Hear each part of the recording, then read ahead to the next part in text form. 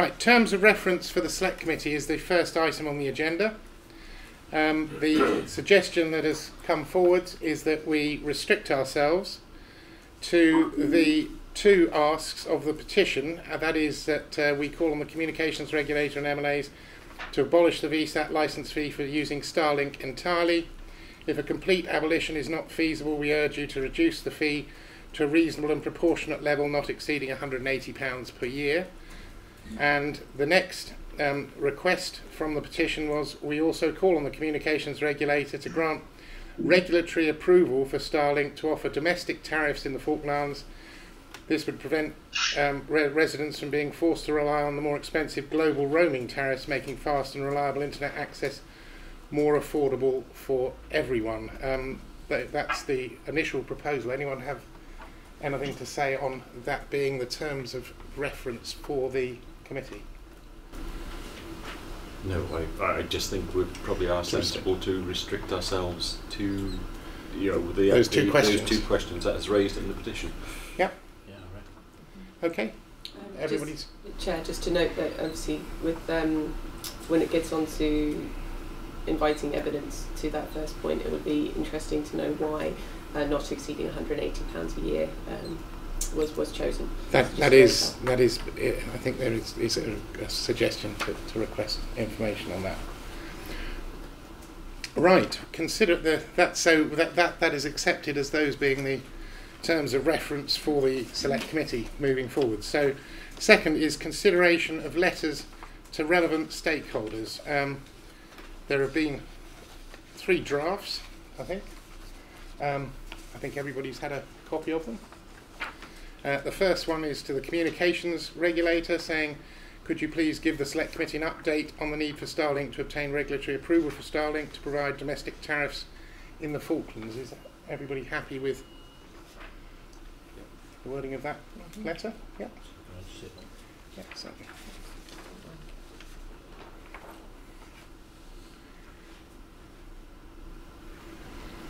Okay, I haven't seen that one in the folder. It's been sent round to everybody, yeah. And now I also haven't got that one. Is it in the folder? Should have been sent round to everybody. I could only see the assurance down in the Yeah. corner. It was circulated in advance to everybody. It's not in the folder. Unfortunately, it's very short. Yeah. Yeah, fine. Okay. The second letter is to the CEO of Shaw. Dear Roma, the Legislative Assembly of the Falkland Islands Government has convened a Select Committee to consider a petition that it has received from a concerned group of residents. The petition, which is being presented by MLA Spink, is to abolish or reduce the VSAT licence fee and approve Starlink domestic tariffs. The VSAT licence fee is currently set at £5,400, but petitioners wish it to be abolished or reduced to a reasonable and proportionate level, not exceeding £180 per year. They also seek regulatory approval for Starlink to offer domestic tariffs in the Falkland Islands. The full petition is attached to this letter. To assist the Select Committee in responding to this petition, Shaw South Atlantic is requested to answer the following questions. 1. What is Shaw's view on the merits or otherwise of this petition? Please explain how you think the Legislative Assembly should respond and why it should respond in this way. 2. What would be the impact on Shaw's commercial operations in the Falklands if A. the VSAT licence fee was abolished and B. the VSAT licence fee was reduced to £180 per annum? And 3. For regulatory approval to be given to Starlink to offer domestic tariffs, it would first require that Starlink were licensed to provide services in the Falkland Islands. What are Shaw's views on licensing Starlink? Is it a natural consequence of offering VSAT licenses to end users? Is it compatible with Shaw's exclusive licence? The Select Committee is particularly looking for factual evidence based on the current broadband market, in particular customer numbers by broadband package and reasoned modelling of the financial impact that a change in the VSAT licence fee would have. In particular, the proportion of broadband customers that Shaw may be projected to lose if the VSAT licence fee were reduced. Please note that the Select Committee's remit is limited to the precise demands of the petition and does not extend to broader policy, regulation or legal matters. Anyone like to? Am I allowed to speak? Sure.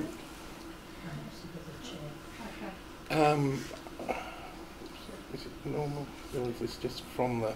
Well, Chair, obviously the proceedings of the committee are a matter for the committee. I think you've intended to have an evidence session to allow folks to submit their evidence in due course. I suspect if members of the committee agree that the letter, that probably the time to respond is when the letter is received and prior to. No, this is a draft. Yeah, sorry, Roma. This is a draft of a letter for the committee to agree, for the select committee to agree to be sent. So, yeah. So, yes, no, we fully appreciate you haven't seen any of this. So, yes. I think it covers all elements that the question particularly arise. So I can't think of any amendments that I would make. Right. Yeah.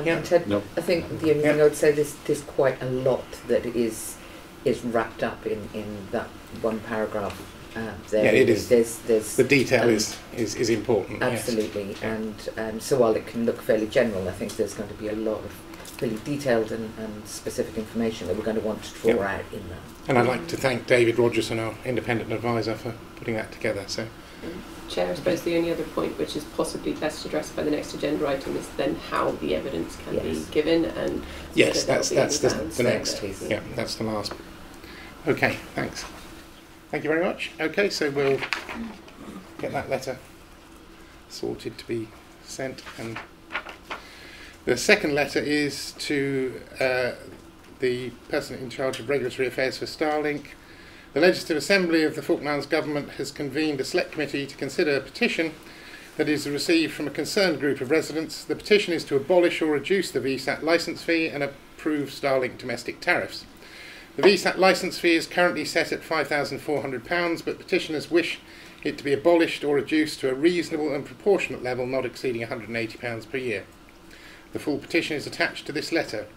The Select Committee is aware that Starlink does not currently have a licence to operate in the Falklands, and as far as we are aware has not applied to the communications regulator for any such licence. Nevertheless, Starlink services are being used on the Falklands by a number of persons to whom a VSAT licence has been issued for this purpose, and probably by others who have not obtained any such licence, using Starlink's international roaming service. It would be very helpful to the Select Committee in responding to this petition if you were able to answer the following questions on behalf of Starlink.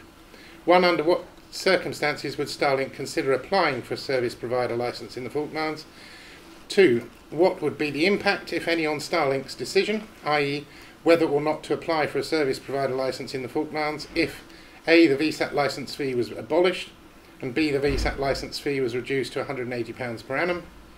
And 3. If Starlink were to apply for and be granted a service provider licence in the Falklands, what would be the likely impact on the tariffs paid by end users for accessing Starlink services?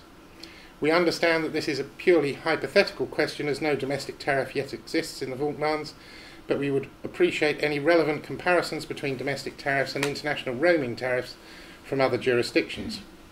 Please note that the Select Committee's remit is limited to the precise demands of the petition and does not extend to broader policy, regulation or legal matters.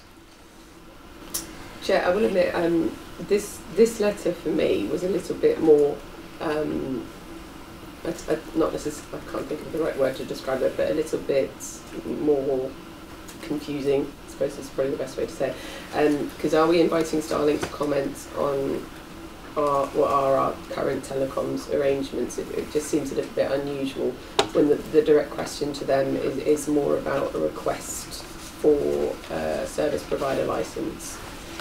So particularly that part of the question asks under what circumstances would they consider applying. Are we better just asking if they to engage them in that conversation rather than to ask what circumstances would engage them in the conversation? But I don't know. Perhaps some comment from the author of the letter as to why they chose the specific approach. Perhaps David Rogerson. Perhaps David, if you could. Are you there? It's not there. It's dropped off. Yes, I'm here. Oh yes, good. If I'm understanding the comment, can you hear me all right now? Yes, certainly, yes. Yeah. If I'm understanding the comment, it is whether we just ask a more specific direct question, would you consider applying, rather than asking the more general, in what circumstances would you consider applying? I'm more concerned. I don't have an objection to either way. I'm more concerned. We might learn more information from the broader question.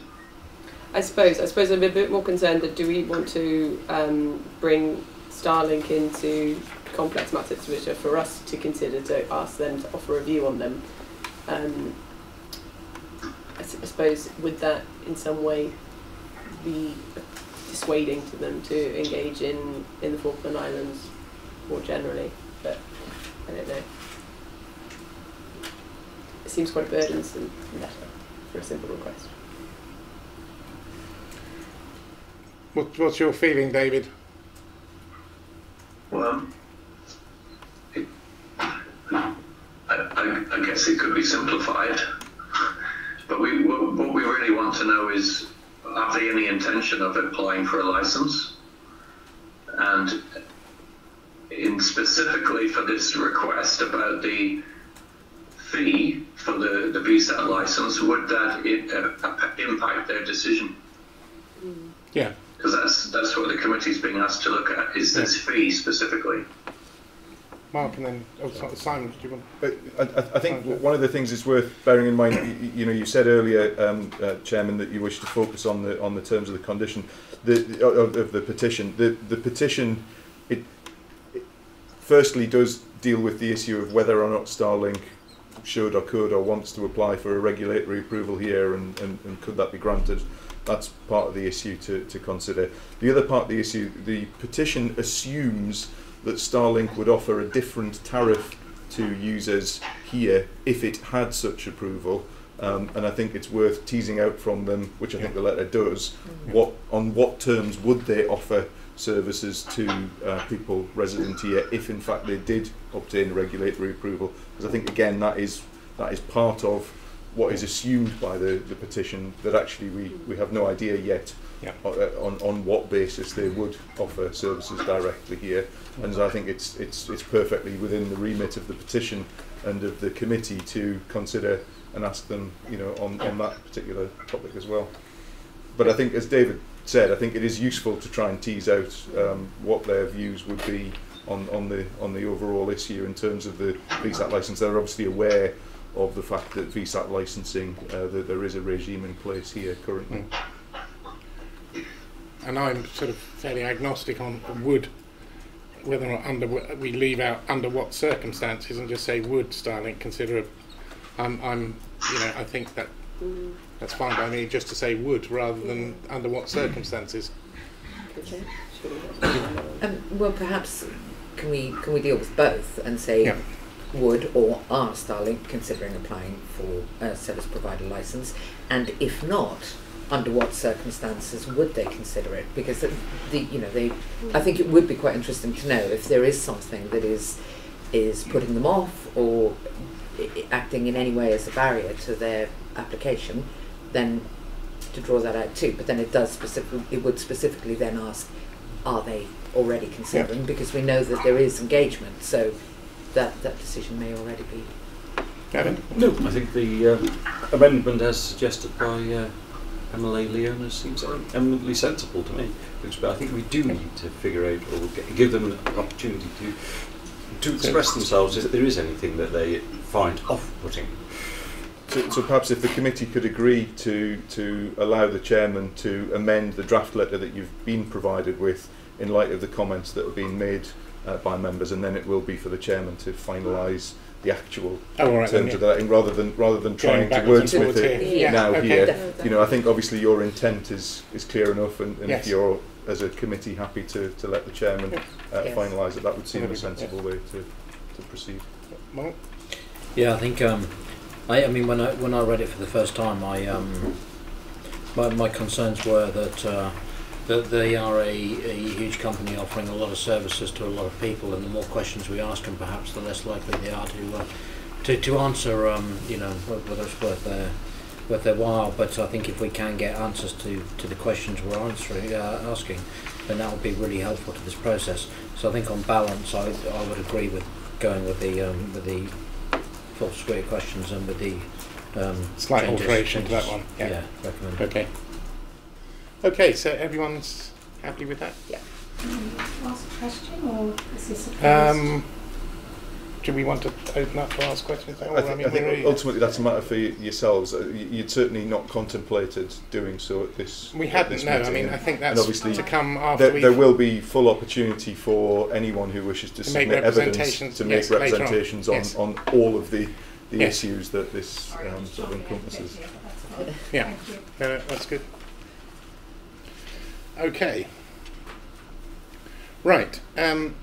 Guidance for written and oral submissions. I think there has been some guidance about the timing, etc. I think the main thing is whether or not we should receive certain evidence in confidence or whatever. And Simon, you gave us some guidance on that. Do you want to perhaps? Yeah, thank you, Chairman.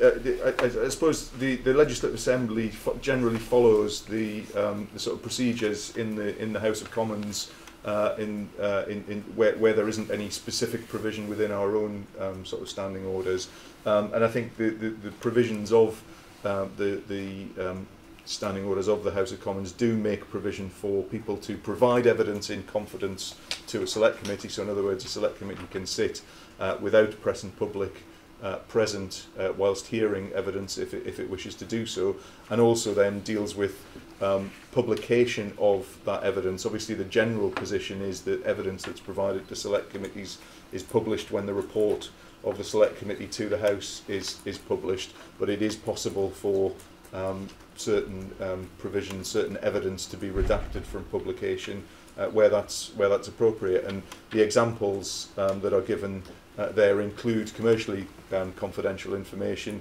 It includes information that, things like national security information, that sort of thing.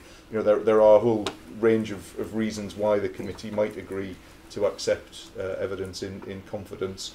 And I think if the committee is prepared to consider doing that, I think it would be useful for anyone who wishes to submit evidence to ask about that first before they then submit their full evidence, so that then they can have a response and assurance as to what will happen. Gavin? Just a question, if I may, directed to Simon. I mean, we seem to be concentrating a lot here on, if you like, oral evidence. I presume that would extend to written evidence as well. For example, if, say, it could be an employee of a company who wishes to make a representation but doesn't wish it to get into the public domain, because it could well cause them problems. As long as they put their name to it. I mean, I suppose what I'm trying to get to, if you receive a letter from disgruntled of Stanley, would that be dismissed immediately, or would we accept something like that? I think that there has to be a reason related to the evidence as to why it should be accepted in confidence. I think the general rule of thumb is that the select committee should sit in public, should hear evidence in public, and obviously these are matters of public interest, the matters that are being considered by the committee. So I think there needs to be some reason. Now, I can well contemplate you've just read out a draft letter that's going to be sent to SURE. Now, it may well be that in responding to that and responding to the various asks, that the company might, in order to give a complete picture to members of the select committee, wish to submit commercially confidential information, and I think the select committee should, and it may be the same with Starlink, and I think the committee should give serious consideration to accepting evidence on that basis. Yeah. Or you run the risk otherwise of evidence not being submitted, and therefore a less informed decision being made, and recommendations to the Assembly accordingly. So just as an option, obviously, we're aware as a select committee that SURE have representatives in the room, so are now aware that they can submit evidence in a confidential manner. It's probably less clear in kind of Starlink, as you mentioned, as another agency that may wish to do so. So perhaps that could also be added to the draft letter, so that they are made fully aware.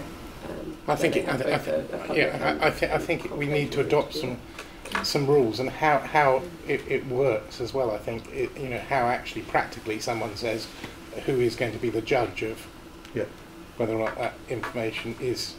I mean, ultimately the decision will be for the select committee to make, but I think, I mean, sensibly, correspondence is likely to be with you as chairman of the committee in the intervening period, and obviously there is open to you to take advice from officials, advice from the speaker, who is also sat in the room, as well as officials, and Mr. Rogerson, who you've engaged to assist as well.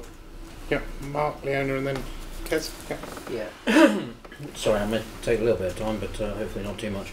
But I think we should be doing as much as possible in an open and transparent manner. Now, I understand there may be some evidence submitted that may have sort of commercial in confidence aspects to it, and I think rightly so that should be dealt with confidentially. But I would urge anyone submitting anything with confidential information to perhaps in parallel submit something with that redacted for the public to see, and for us to be able to deal with publicly as well, without the confidential aspects to it. I would strongly urge people, I would prefer that people put their names to submissions, and do not do that in anonymously. I think if you are to submit anything to this select committee for me anonymously or confidential, I think you need a very good reason for doing so. Again, I think the more we can do openly, transparently in public regarding this, the better. So I would urge people to be open and transparent about their communication. One thing I would urge as well is that anyone who's thinking of putting in a confidential submission because they are potentially sort of breaking the law or want to confess to something, I would strongly urge them not to do that as well. And perhaps the Attorney General here could explain why that would be such a bad idea. Well, I mean, certainly, Chairman, I think people would be well advised not to do that unless they wish to invite action to be taken in relation to their activities. It would seem not sensible for the committee to invite submissions of that nature. Leona? Yeah, very, very similar views, to be honest. And I think we do need to set some guidelines so that they're clearly understood by anybody who does want to give evidence. I don't think that we should be considering anonymous submissions. I think anybody could say anything, and you need to be able to stand by that. I think there probably are instances where it can be justified that evidence is heard privately. But I think that threshold needs to be quite high, to be honest. I think the importance of a select committee is in its transparency, and I don't think that we should, set the bar too low when it comes to this. But I also, as a member of the select committee, would welcome some clarity around how we actually judge that. I can see that there might be cases where commercially sensitive information could qualify as being worthy of being held. I think, and similarly, I mean, in relation to individuals, it may be that, I mean, it doesn't seem likely to me, but it may be that individuals may wish to disclose information about their personal circumstances, which again is not necessarily appropriate to be shared widely. That would still, it wouldn't be anonymous evidence. The person would still have to be submitting that to the select committee and potentially appearing and giving oral evidence to the select committee, but simply the details that they give would, some of those details may not be publishable. If that might be around someone's financial circumstances or health circumstances. I can't quite conceive of how that would relate to this particular inquiry, but it is possible, and I think it's that sort of information that would be confidential. So I think the example given by MLA Short earlier of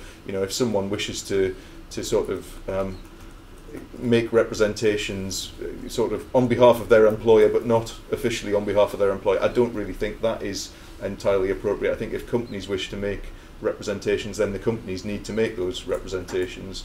I don't think it's appropriate to allow employees of companies to, in confidence, purport to give representations on behalf of their companies if the company itself isn't actually making those representations.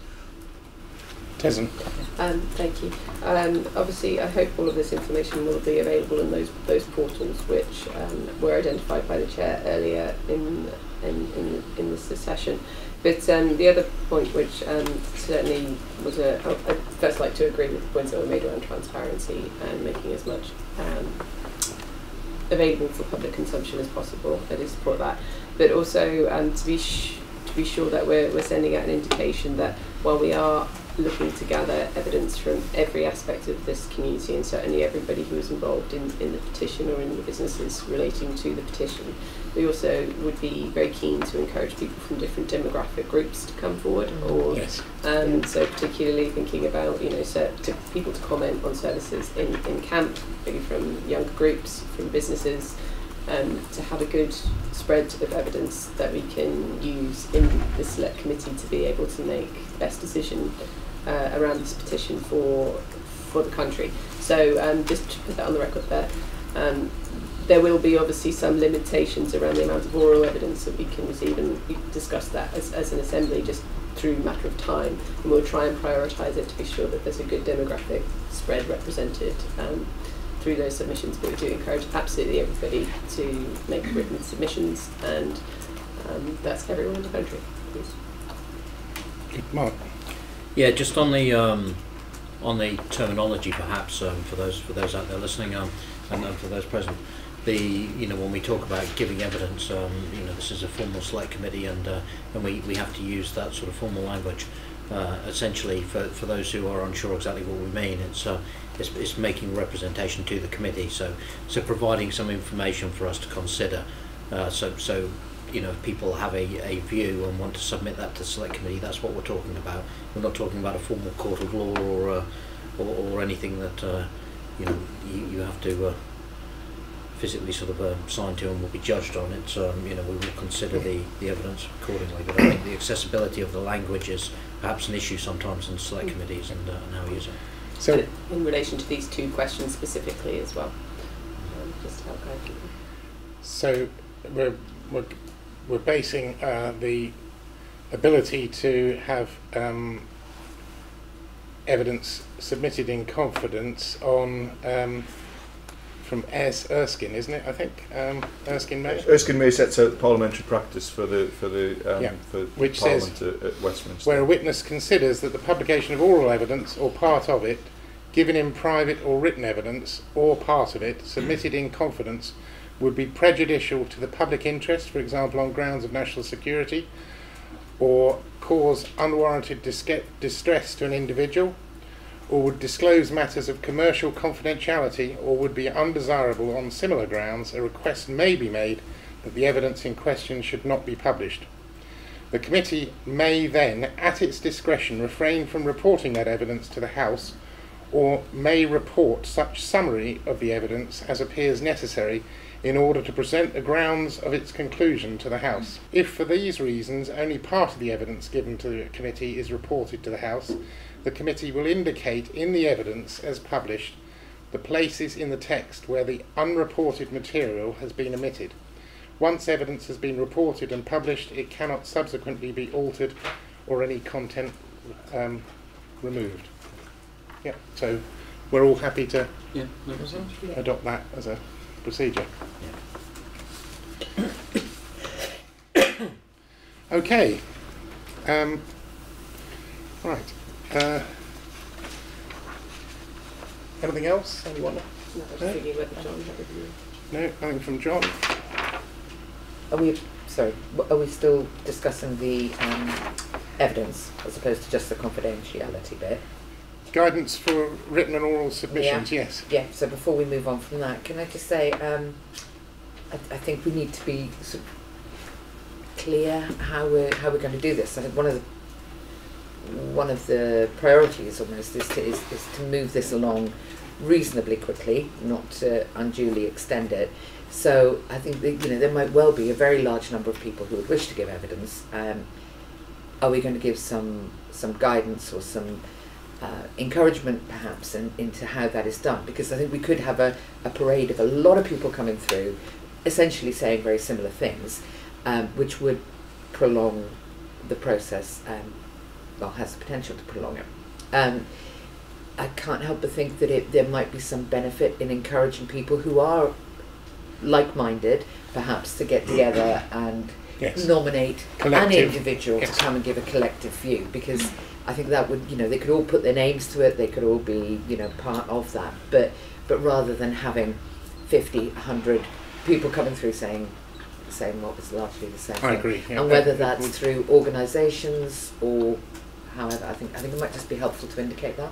Yeah, I think it is important as well, I think, to differentiate between the written evidence and the oral evidence. So I think every individual or business, etc., should feel absolutely comfortable in making submissions in writing to the committee, and as many submissions as can be received. I think then just allows for a better, more rounded consideration of the issue. I think the point that you made, the Honourable Leona Roberts, is around then collation of who we then, the members of the committee, select to give oral evidence, and then obviously it would be beneficial if individuals who are like-minded are able to nominate a representative or a few representatives who are able to come along, and I think then the committee will have to actively look to select from among those who wish to give oral evidence those who can give oral evidence to fit in with the constraints of time and efficient sort of progression of the business.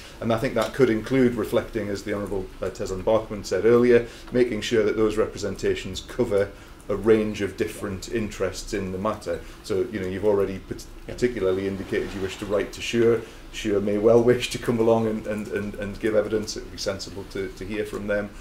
Similarly, there's the petitioners who have actually submitted this petition. So those who've led in that, it would be very sensible to hear from them. But it would be sensible then to look at the other representations you get and see if you can select those. And there may well be some naturally sort of self-selecting bodies. So the Chamber of Commerce may wish to be able to come along and speak on behalf of businesses in the islands. There may be, the Rural Business Association may be able to speak on behalf of some of the camp interests, but ultimately that will be a matter for the committee to look at the requests you've received and then make a decision as to how to select those. Mark and then Tess. Yeah, I don't think we've got a guidance note as such on submitting evidence, do we? But we certainly do. Yes, we have the it's on the agenda. It's actually, you can make a written submission. These should be in Word or PDF, comprise a single document. If there are any annexes or appendices, these should be included in the same document. State clearly who the submission is from, i.e. whether from yourself in a personal capacity or sent on behalf of an organisation. Be concise. We recommend no more than 3,000 words in length. Include any factual information you have to offer from which the committee might be able to draw conclusions, or which could be put to other witnesses for their reactions, and include any recommendations for action by the government or others which you would like the committee to consider. So that's... No, my point is that we've just had a fairly lengthy discussion on what the guidance should be around submitting and how we would like to shape that. So if we default back to what we'd already decided before the meeting, do we need to put some of the conversation we've just had into the guidance notes? And provide it? That's what I'm... Sorry, no, I fully agree, sorry. I think that's quite practical. Yes. Just there were a couple of points that I wanted to make. Because first of all, I think probably as we're sitting here talking about gathering evidence, I'm sure there's probably quite a large public sentiment that, well, the petition is the evidence. And while that has certainly been able to get us into this journey of setting up this select committee, it doesn't provide the kind of the detail and the case studies as to why those requests from the public should be considered. So it's more about asking the details. So just obviously we respect the petition and the number of people who have signed it, but now we need to be able to work on the detail as to whether those what's behind the request. Exactly. Yes. So just to acknowledge that the Assembly and the committee are completely aware of that. But my second question is probably more for discussion, which is, do we need to indicate how many oral sessions we'll have available for people to be able to apply to give evidence to, and also the difference between oral evidence and what may be interrogation of evidence if the committee wishes to do so, to call call in people to kind of interrogate the evidence that they've submitted, whether that would be something that the select committee needs to consider now, because it's a form of oral evidence, but obviously it will be questioning. It may not. It may then also fall into that confidential bracket as well, particularly if it's to do with anything financial or commercial or too personal. So I mean, those may be considerations we also want to make more explicit. I think in the past, certainly oral submissions have included questioning of the individual giving that oral submission by the select committee. I know the select committee back in 2016, people made representations. This is on the same subject. We did. And people were questioned when they came in to give their evidence. But I think we'd also have to have, if there are some commercially sensitive areas that we need to question further, we would probably have to have a closed session as well, I assume. Mark? We'll need to have a cut-off with written submissions. I mean, we'll receive the written submissions, consider them here, and any questions arising out of that, I guess, could be taken up. But I wouldn't want to get into a to and fro via written submissions that would extend the process out. Now, the closure date for the written submissions are the 21st of August 2024. That's been published. But the question around whether or not there's a question arising from the written submission from Right. the person writing it, quite how we go about clearing that up, rather than just debating it in here amongst ourselves if the person isn't giving oral evidence. Do you see what I mean? Right, yeah. Well, I think that could probably be agreed. If there's an outstanding question that would be pertinent to the outcome, we could just make that. Yes. I see nodding. Nodding's good. Yeah. I mean, the committee obviously has decided today to send a number of letters asking certain questions. If further questions arise that the committee wishes to ask any individual, whether that's someone who's sent in a written submission but isn't intending to give oral evidence, then that perfectly that's within the scope of the committee to ask for further. And would it be all right if we identify, as those submissions come in, if we identify further submissions, we could do that without having another meeting to... I think if members of the committee are content that effectively you as chairman will manage that administrative process, with members of the committee being able to input and ask questions, then that would seem sensible. Yeah, I mean, we have weekly meetings, and if we have things, I think we can raise a weekly meeting and go back with the questions. I mean, certainly I agree. If anything does come up in that written evidence that we wish to either further examine, test, or it raises further questions, then we have to have that ability. And we can publish our letter back. Or body. Yes, or and we can publish the letter back in between as well. Yeah. But that also might be a useful means of narrowing down who we invite to give oral evidence. If there's one specific question, then maybe that's fine, dealt with through correspondence. But actually, if there are a few, you would probably want to invite that individual in to give oral evidence. To answer it. But I think if we can do it in between the process, it'll speed things up. Absolutely. Otherwise, we're going to. Tism. I was going to say, I just noted that the Chief Executive has put out advice to FIG officers as well, which I think is useful, because we wouldn't want it and the FIG response to be confused. So just to thank him for doing that. It obviously doesn't stop people from making individual responses, but outlines some guidance as to how FIG should interact with this select committee. Great. Okay. Anything else, anybody? I think we're almost there. Yeah. Date of the next meeting is the 5th of September. So please get your evidence in. Please, yes. The more evidence and the better for that meeting. Thank you very much, everybody, for coming along today. Thank you. Thank you. Thank you. Thanks.